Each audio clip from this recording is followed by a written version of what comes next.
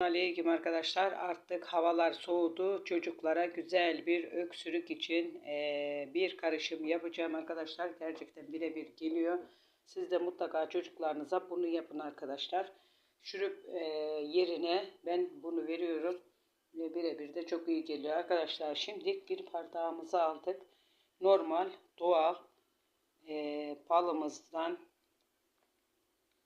bir kaşık alıp içerisine bardağın koyuyoruz ve üzerine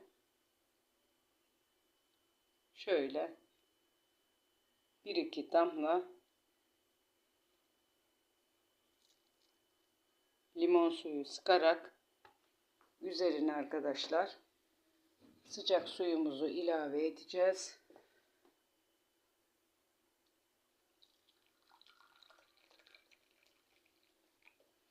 İçerisine sıcak suyumuzu ilave ettik ve karıştıracağız. Böyle çocuklara vereceğiz arkadaşlar. Hepsi bu kadar. Hemen arkadaşlar bir kaşık bal, bir iki damla limon suyu, üzerine sıcak suyu döküp güzelce onu eritip şöyle çocuklara vereceğiz. Öksürüğe birebir geliyor arkadaşlar. Akşam sabah günde 3 öğün verin.